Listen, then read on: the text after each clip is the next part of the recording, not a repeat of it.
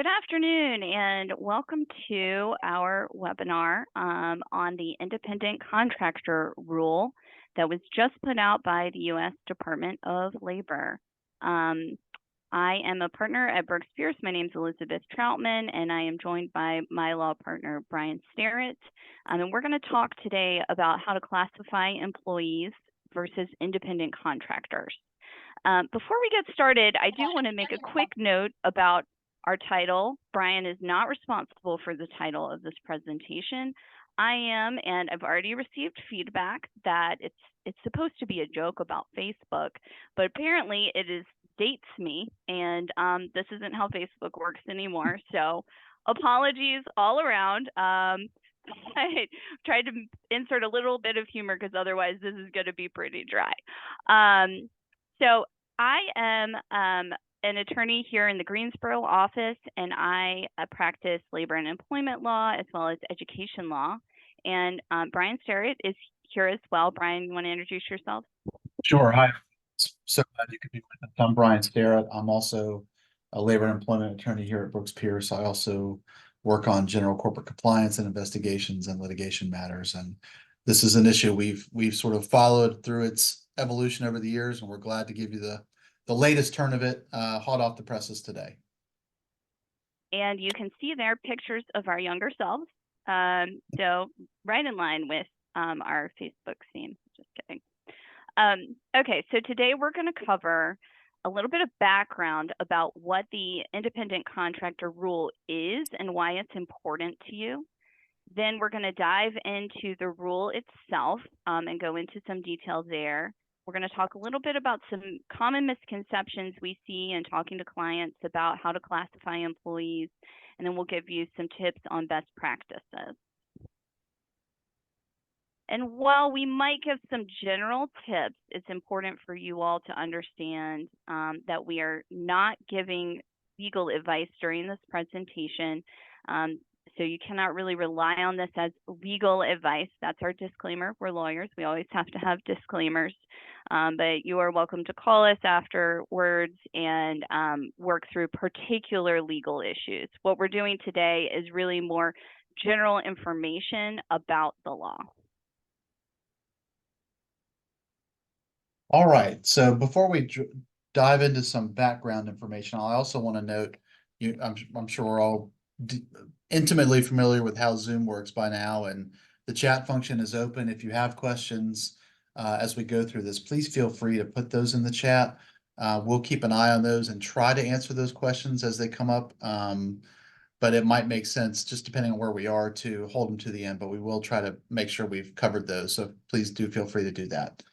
All right, so let's start with some general background information on this independent contractor rule, because this feels like it's sort of what's old is new again. There's been multiple iterations of this rule over the years. And the reason it's a rule from the Department of Labor and not just an answer we can get on what makes somebody an independent contractor from the statute being the Fair Labor Standards Act, is the statute is absolutely clear as mud when it comes to who is an employee. The definition of an employee under the Fair Labor Standards Act is any individual employed by an employer, which is about as unhelpful a definition you can get on understanding what the term employee means, right? And so then when we talk about what it means to be employed, the statute just says if you suffer permit work, you employ somebody. So we're not left with a lot of great guideposts from the statute, the Fair Labor Standards Act, to figure out who a contractor is and who an employee is. In terms of additional background, as I've said, there's been sort of some fits and starts to the evolution of the independent contractor rule. For years and years, the rule was sort of this whole multi-factored economic realities test that had 6 or so factors that we looked at, and you had to sort of really analyze everything one at a time. Every situation was different, and the way to get your answer was to either find a case or an opinion from the Department of Labor that had your exact situation, and then you could have confidence that you probably knew the answer, or you could look at the sort of guideposts that the rule had and sort of use your judgment about how what the answer ought to be. Then several years ago, back in 2020 or 21, January 2021, there was sort of a reversion back to that standard because during the Trump administration, the DOL simplified the rule. They said, we're going to take all these factors away and just put a couple in place. And that was the rule for a little while. And now, of course, we've gotten sort of a reversion back to what the rule had been for some period of time, this multi-factor test. And that's really what we're going to talk through today. And let's just sort of set the table on, why are we talking about this? So, well, let's talk about why it matters. So you all are, I'm confident, aware of that there's never in the law, or rarely in the law, and certainly not in this area, such thing as one answer to the question, what makes somebody an employee? Different laws have different ways of getting to that answer. Where we're going to focus our time together today is on the Fair Labor Standards Act, and that's the law that really creates the concepts of what I'm sure you're familiar with, exempt employees and non-exempt employees. It's what sets the minimum wage and overtime payment obligations. And of course, the reason those are so important here is you have an obligation to pay minimum wage and pay overtime to your employees. You don't have that obligation with your independent contractors. And so getting that classification right, in turn, has a lot of just immediate consequences for whether you're complying with the Fair Labor Standards Act. And oh, by the way, that statute also has record-keeping requirements. You're required to keep records of time worked for non-exempt employees. You're not required to keep those records for contractors. And so if you get that misclassification wrong out of the gate, you're already not keeping records. You're probably not paying minimum wage. You're not paying it, or you might be paying minimum wage, but you may not be paying overtime, and you're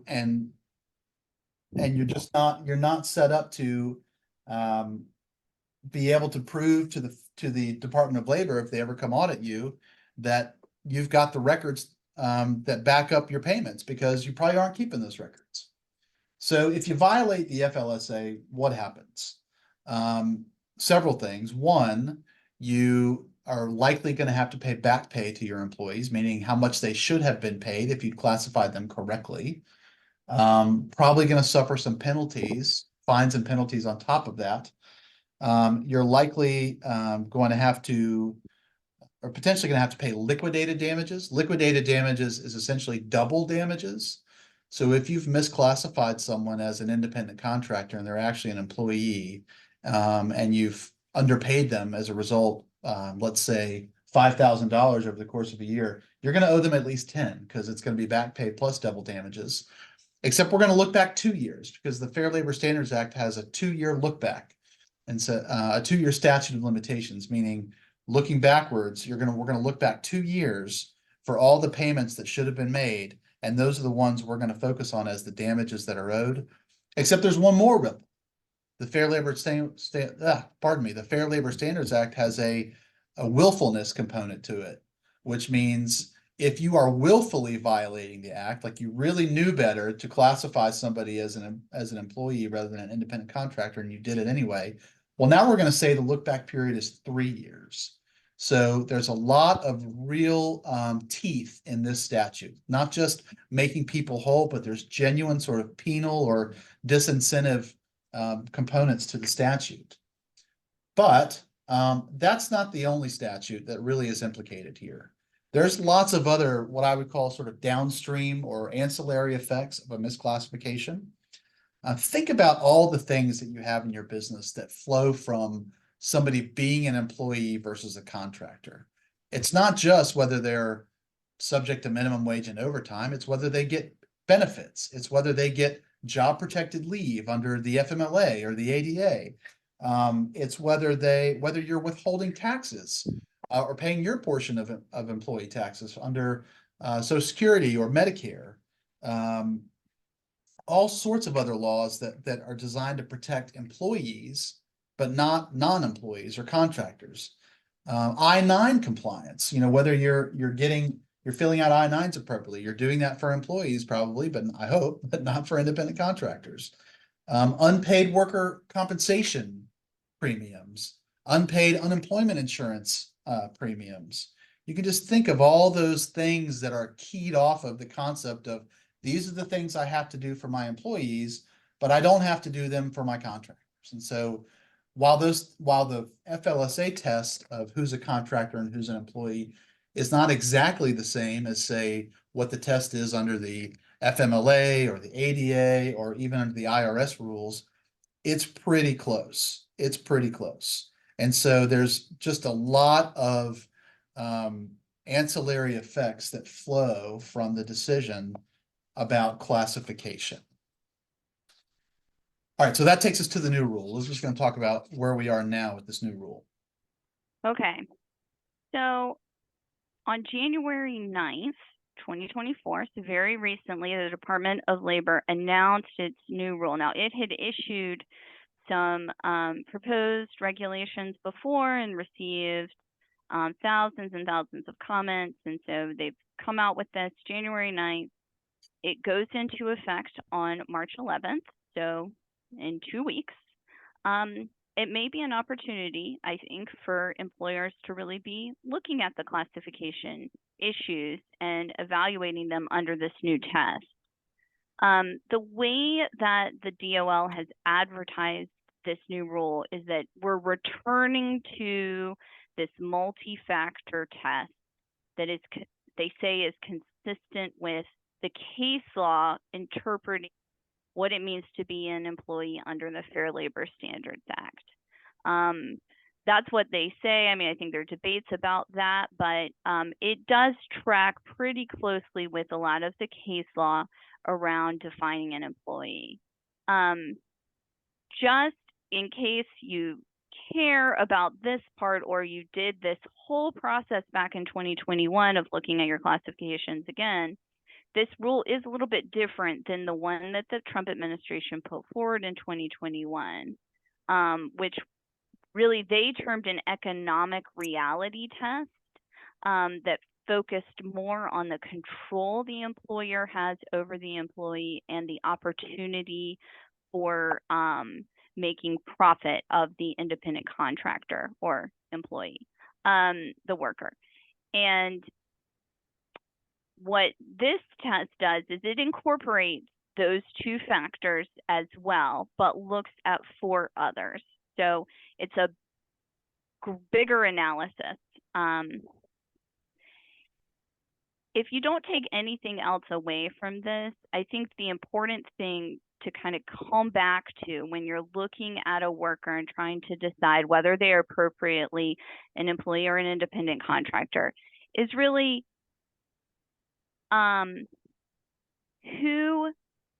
whose business is this? Is this your business or is it the independent contractor's business? Because if it's your business that's really being done, then they're more likely to be an employee. If the worker is in business for themselves, then they're more likely to be an independent contractor. I think it's important to understand that when the Department of Labor comes out with these rules, they're really not the law as significantly as the courts interpreting the Fair Labor Standards Act are the law. And the 2021 rule was actually challenged in court.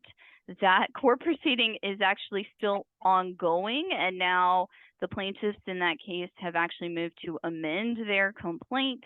And so we're going to see a challenge to this rule as well.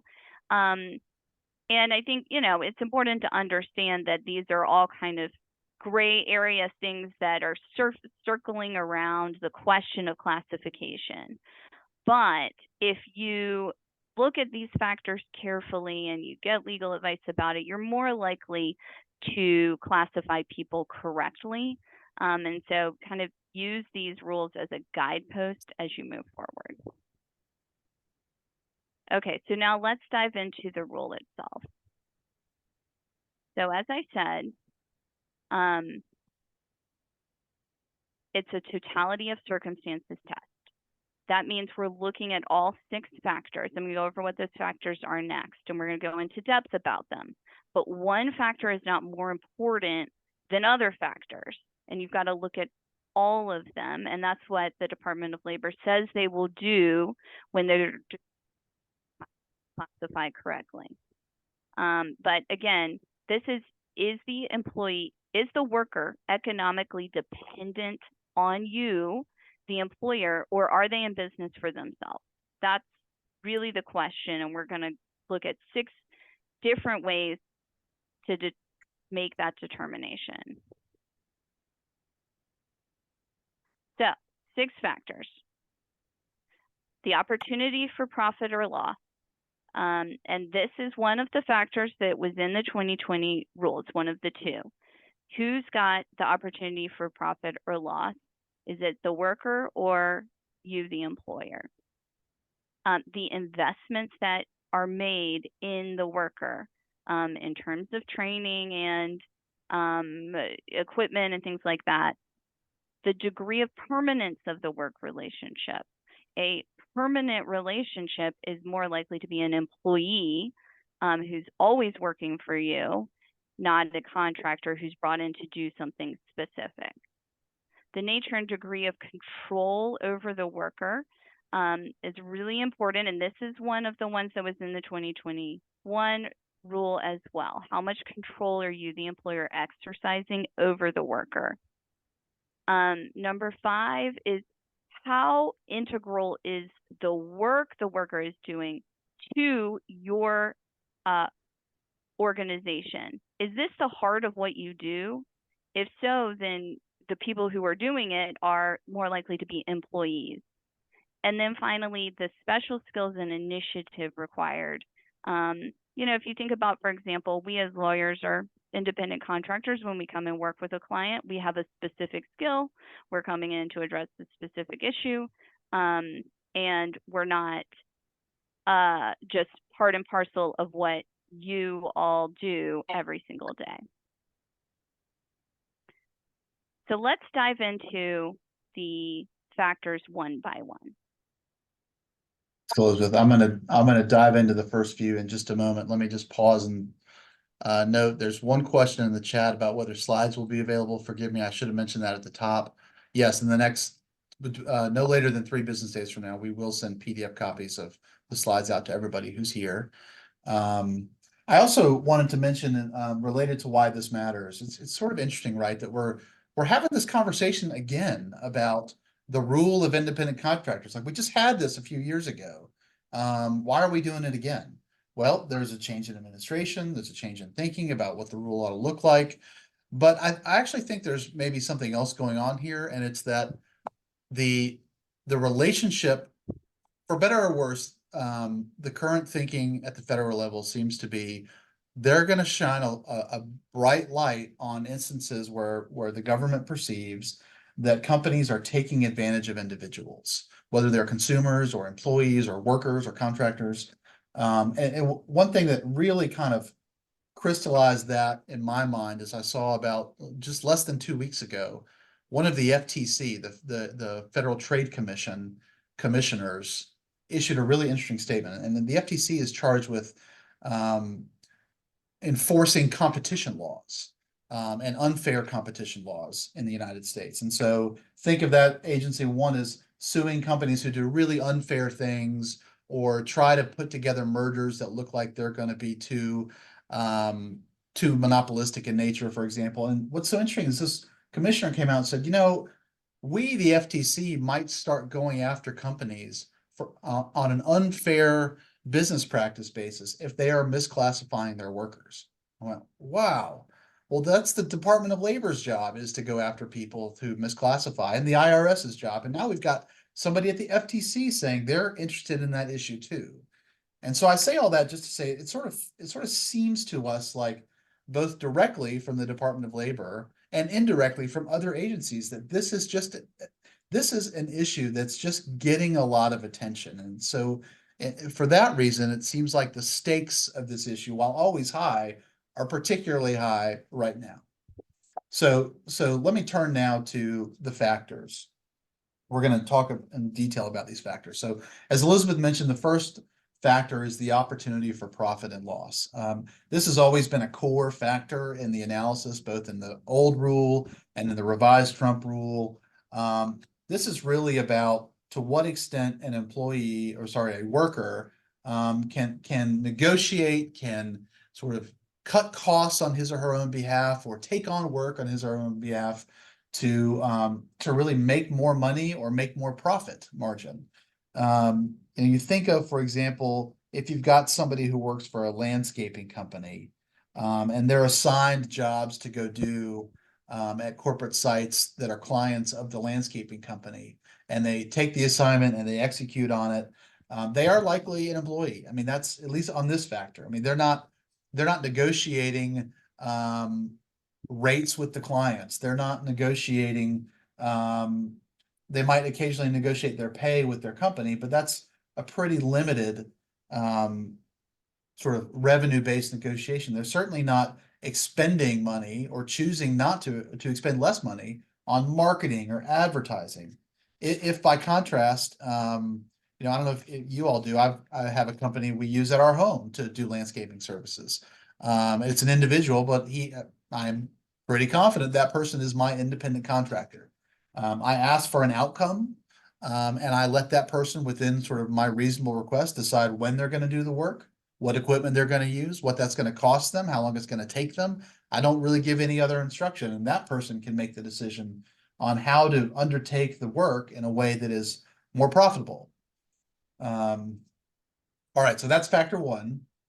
Factor two is sort of a related factor, investments by the worker, right? So how much is the person investing in equipment, or even advertising, or other sort of similar expenditures that are designed to create revenue?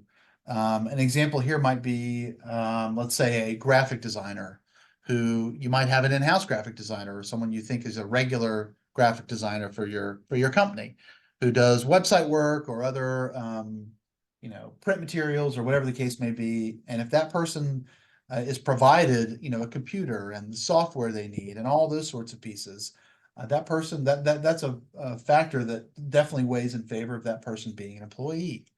If by contrast, you're going to that person and asking for an outcome and saying, I need this work product, and they own the computer and they own the software and whatever else is needed, and you're not providing that, that would be a factor that weighs in favor of that person being a independent contractor.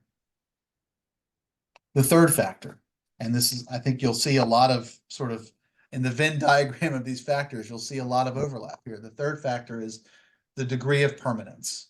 And I would widen that and say permanence and exclusivity. If work is really project-based and it's sporadic, and the person can take on multiple jobs having nothing to do with the work for you, boy, that's highly indicative of an independent contractor. You could think of somebody who is a cook, maybe does regular cooking at an event venue or at a large corporate setting, where they are sort of in charge of being a regular meal preparer. Well, that's one thing. But if by contrast that person has a catering company, or they don't even need a company, if they're hired from time to time to take on project-based work, that is highly indicative of being an employee. I'm sorry, of being a contractor. And so I mean, all of that sort of relates, that all goes to permanence, and you can see the relationship there with exclusivity, right? It tends to be the case that the less you use someone, the less exclusive you would expect them to be, right? Just to go back to the lawn maintenance example, I don't expect the person who does our lawn maintenance to be exclusive to me. In fact, that would be highly unreasonable of me to expect that. If you outsource graphic design services, you probably don't expect that person to be exclusive to you. In fact, it's the very nature of the setup, the fact that they're not exclusive, that allows you to flex into that resource when you need it and not engage it when you don't need it. You're sort of a variable cost versus fixed cost type of analysis. So that's factor three that bears on the overall analysis. And I think now Elizabeth's going to talk about the next three factors. All right, so factor number 4 is about nature and degree of control. And this is another core factor, meaning this factor has never changed from court's interpretations from the early rule, the 2021 rule, and now. So this has always been really important to look at. And that's just who's in charge every day, kind of, who's asking someone to do something, and do they have to do it when you say, where you say? It's the question of control, because an employer has really a lot of control over an employee, where they do the work and how, and not so much over an independent contractor. Scheduling is a big piece of this. I mean, it's not the only thing, because of course you could have a contractor where you say, I need this particular activity done at this particular time. But if you're setting a daily schedule for where and when the work has to be performed, that's exercising a greater degree of control.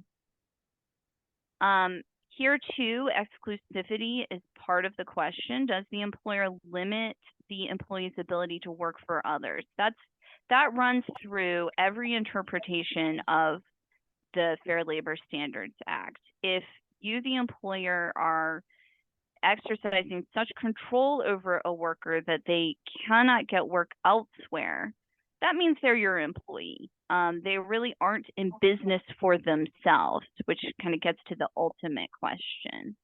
Who sets the prices for the work, right? That's another way that the worker has control or not. Recently, the Department of Labor filed a very big lawsuit against a company in Florida that does customer service for a lot of major companies, Disney, I think Amazon, and this company, their entire service is customer service, right? And they attracted employees or attracted workers by saying, you can make profit, you can set your own schedule, you just need to create your own LLC and be an independent contractor with us. And then in reality, according to the workers, when they got to the job, it turned out they had to work at certain times and in certain places and in certain ways. And the Department of Labor cried foul on that, because that level of control that the company was exercising over them really meant that they weren't independent contractors. So number 5 is the work the primary function of the business. So this gets to what is the heart of what you, the employer, do as a company. Because if the main thing you do is something that you're going to ask employees to do, not contractors, right? That's why this has become a new factor. If you are operating an organization where you basically have 1 or 2 people in leadership positions and then treat every other contractor to do the bread and butter of your work, that's probably a misclassification issue. I'll give another example of something the Department of Labor has gone after recently, which was a security guard company in Hawaii. And what this company did was, the only thing they did was offer security. People could hire them to come in and provide private security guard services. And then they made every single security guard an independent contractor. And we'll see how the case pans out, but the Department of Labor's take on it is, this is the bread and butter of your organization. The security guards don't have an opportunity to be in business for themselves. This is all you do. And so if all you do is provide security guard services, then your security guards are your employees. That's how Factor 5 works. It's a newer one, quite frankly, and so it'll be interesting to see how the cases pan out. But I do think it's important for folks to understand, especially if you've got a lot of contractors, it might be time to look at that. And then the last factor is the skill and initiative required? And this one I think is kind of complicated. So the question is the skill or initiative required regular for the employer's business? Well, that sounds a little bit to me like number 5.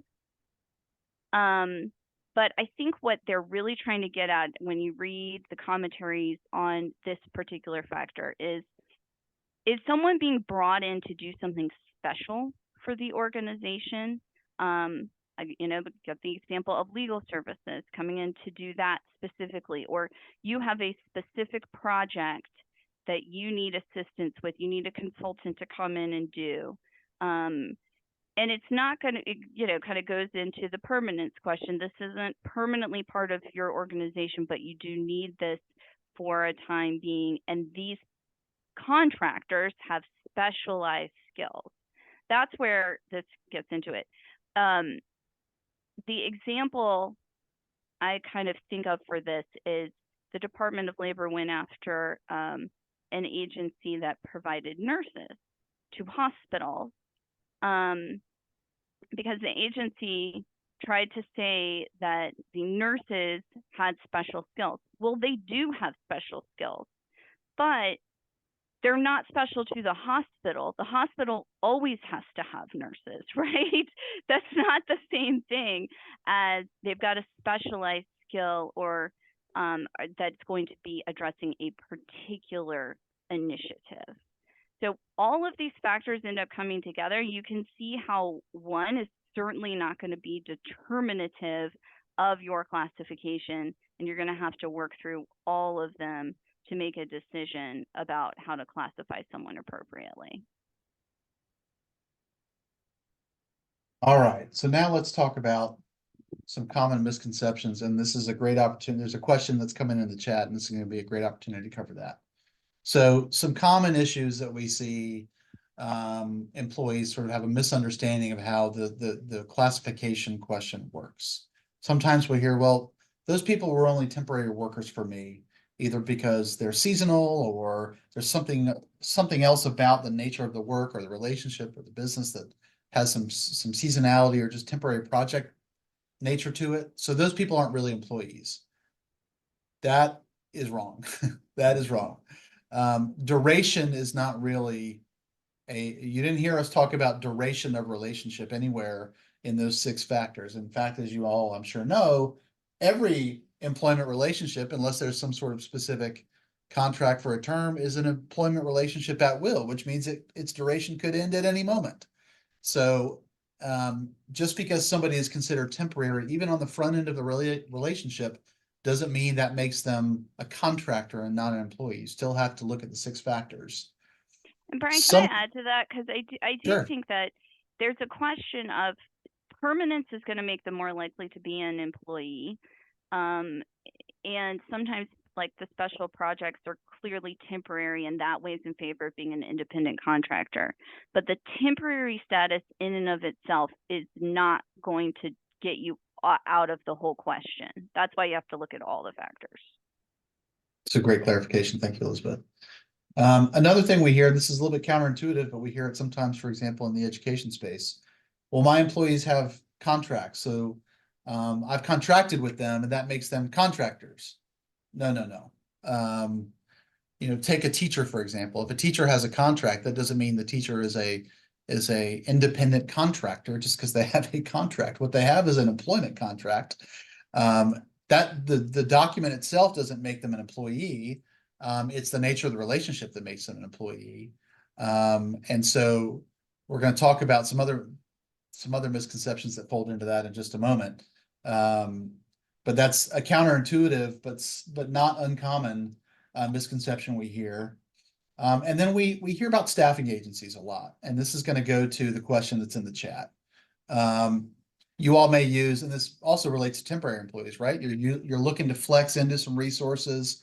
And you may want to try somebody out before you're ready to put them on your payroll directly. So you go through a staffing company, and you might think, well, these people are not my employee because they're coming from a staffing agency. Well, that might be, and the staffing agency is ultimately probably the employer of record, right? They're the ones that are making payments to those workers. They're the ones doing withholdings and all the things that a traditional employer would do. But here's the hook there. There's a concept called joint employment, where more than one entity can be the employer for purposes of these laws at the same time. Meaning that you could have joint and several liability. Like, for example, if you hire workers through a staffing agency, if we did an analysis of these 6 factors, and we could determine that both the staffing company and you were the employer under these 6 factors, then both of you are joint and severally liable for any violations of the FLSA. That's among other reasons why it's so important to have a very thoughtful contract as between you and a staffing company that kind of aligns obligations as between the 2 parties. And sometimes we see indemnity in there, like the staffing company agrees to indemnify you if you get hit with an allegation that you're violating the FLSA for something you're doing with these workers. Now, the question in the chat relates to this concept because the question in the chat goes back to my example of a landscaping company. I'll try to just kind of summarize the question as I understand it, which is, okay, let's say you have a landscaping company and you have a job to go do for a client and you don't have the resources or for whatever other reason, rather than send your own workers to go do that job, you actually sub it out. You sub it out to a third party. That third party, I'm just going to call them Acme Landscaping. Acme Landscaping sends their own workers to go do the job.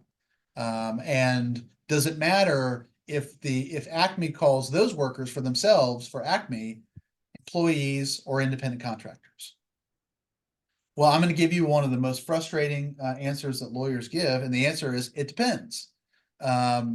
Because it is at least theoretically possible that there could be a joint employment relationship there, meaning you as the primary and then your sub Acme might be joint employers for purposes of that job. It would depend on who's giving the direction, exclusivity, all those factors we've just talked about.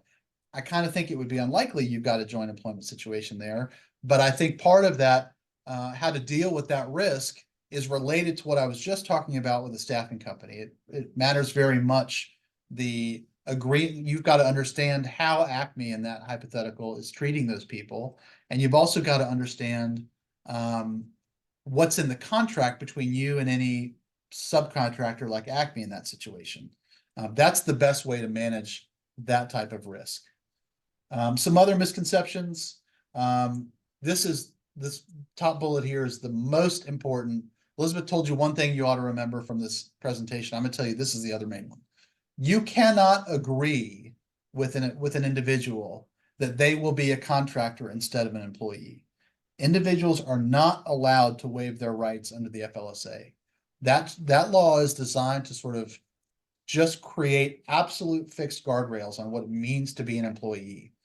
So sometimes we hear people say, well, I gave somebody an independent contractor agreement. That makes them an independent contractor. No, it doesn't. That might be accurate, but we've got to look really at the nature of the relationship. So you cannot agree on what the relationship is.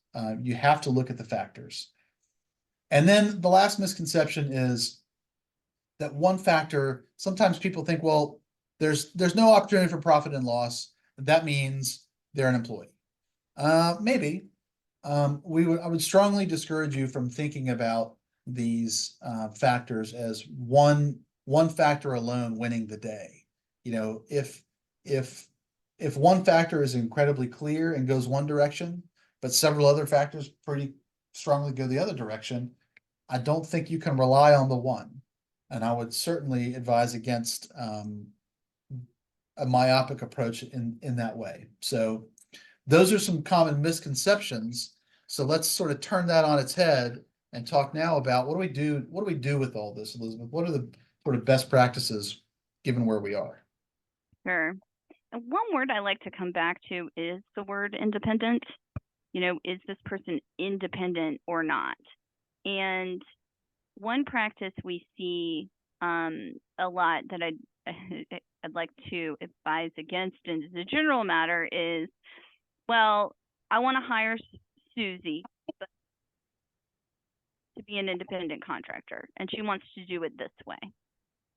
that's not the analysis. What Susie wants, unfortunately, for Susie is not really the question. And Bryan said, remember this part that you don't get to pick and the worker doesn't get to pick, in part because the law is designed to protect all workers. And so, if you get in the habit of just hiring Susie to be independent contractor and then the next person, you're not protecting the person who might not want that, or the law also takes into account the power dynamic between employer and worker.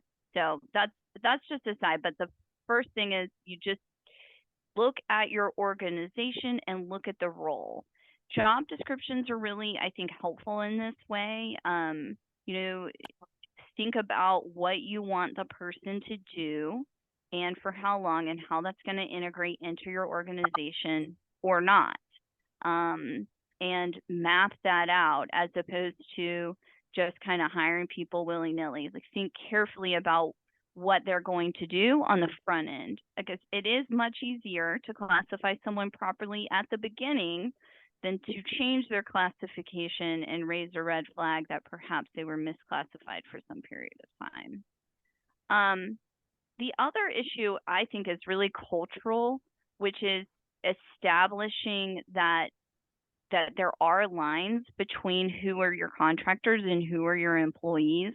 One thing I see sometimes is contractors who have, email accounts that look like employees and email signatures, and they're representing themselves as an employee of your organization externally, or even internally to others.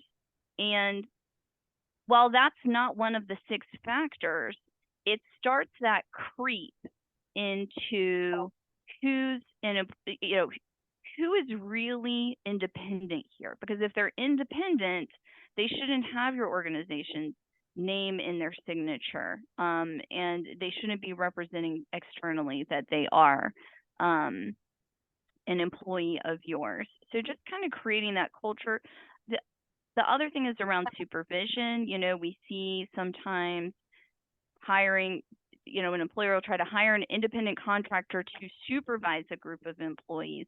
And that kind of messes with the culture of having appropriate lines around classification as well. And then, have a contract with an independent contractor. You don't have to have contracts with employees. In fact, we a lot of times advise against that. But with an independent contractor, it helps to show that they are a contractor if you have a contract. And while that's not going to be dispositive, certainly, and you can't just draft around the Fair Labor Standards Act, it certainly helps to be able to set forth the terms of the relationship in writing and have both parties agree. So that then goes into engage in an arm's length negotiation with the contractor. It's not, here's the employee handbook, yeah, we expect you to follow it and show up. Somehow you're still an independent contractor. That's not going to help your argument at all. You need to be thinking about how are they having an opportunity for profit and loss, right? How are we setting this up, and negotiate with them in that way. And then think about this on a regular basis. So if hire an independent contractor and then they start working for you for year after year after year, at some point it could creep pretty easily into misclassification as an employee, especially if you're the only one they work for. And so have a process to revisit this, and maybe not just every single time the Department of Labor changed the rule, although I will say that is a good time to revisit. Have some internal procedures around, we're going to look at our contract with you every year or every 6 months, to make sure that it's working and that the terms of it are appropriate and that everybody's classified appropriately.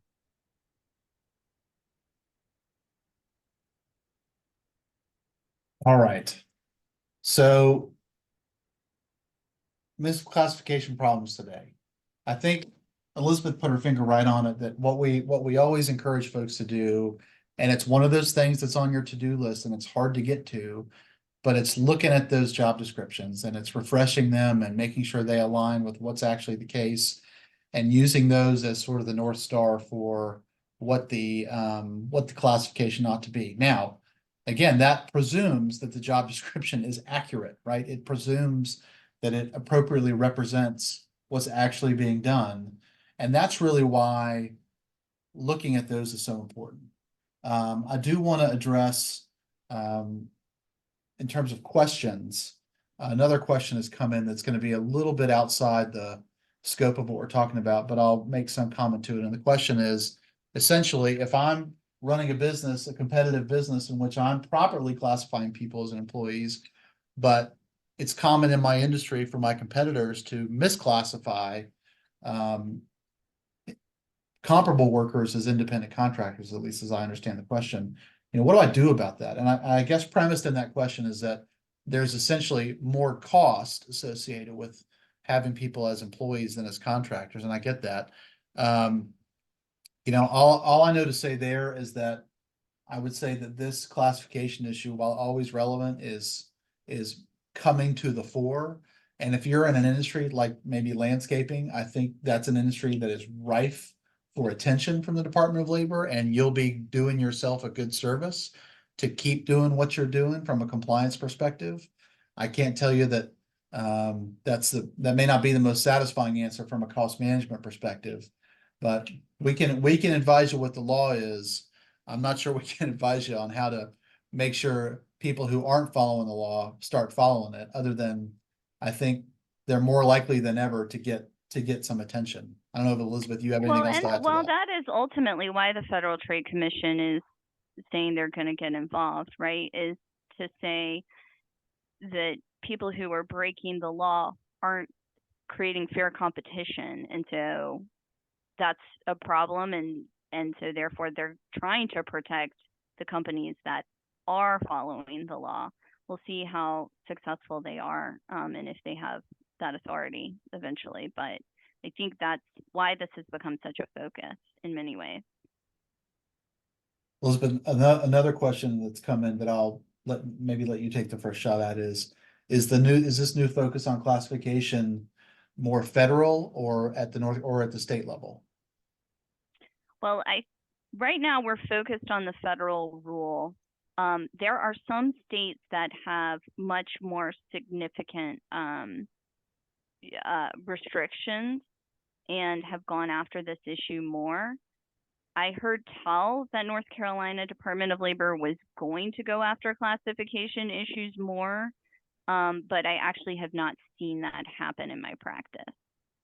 Have you, Bryan?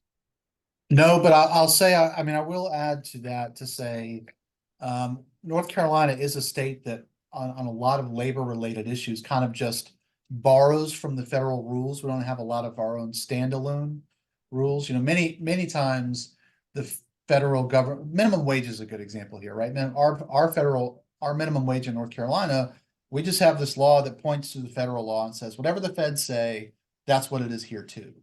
And that's how a lot of North Carolina law works in the labor space. Not all of it. But I say all that to say, it's the federal DOL that's put an enforcement priority on this. But at the state level, there's a very easy and basically cost-free way for any given person to file a complaint with the North Carolina Department of Labor. And if they get a complaint, they will investigate it.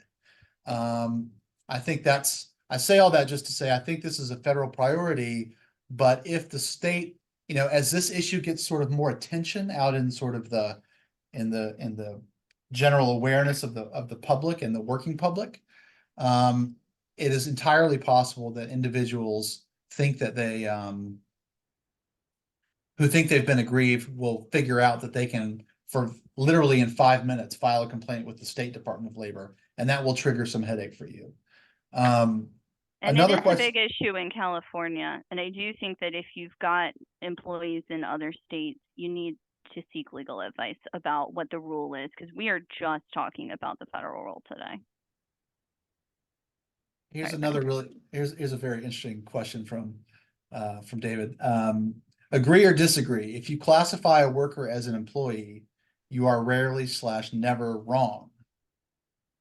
That's a really interesting question. I think a couple things I'll say there. One, that's certainly, I mean, from a risk management perspective, that's the direction you want to err on, right? You'd rather be over inclusive in how you're classifying people as employees than under inclusive.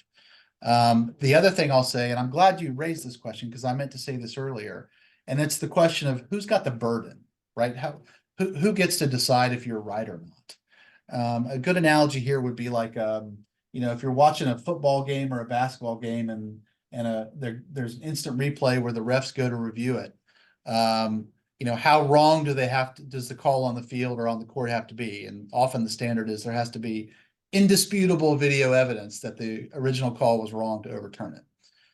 The standard in this space is the employer has the burden to prove that they have made the correct classification. There's no deference given to you. And so I would parse this question in the chat a little bit finer. I think it is from a risk management perspective, if it's a close question, it is more prudent to classify as an employee. Whether that's ultimately the right decision under a legal analysis, it really is going to be fact specific, but it certainly is you will be minimizing your risk if you err on that side of classification on close questions. Elizabeth, Well, yeah, I mean, there isn't a Fair Labor Standards Act violation if you classify them as an employee and they should have been an independent contractor. If you classify them as an employee and paid them either properly as an exempt or non, then there's no claim under the Fair Labor Standards Act. It might have other issues, but ultimately the safe thing to do is to classify as an employee. Yeah.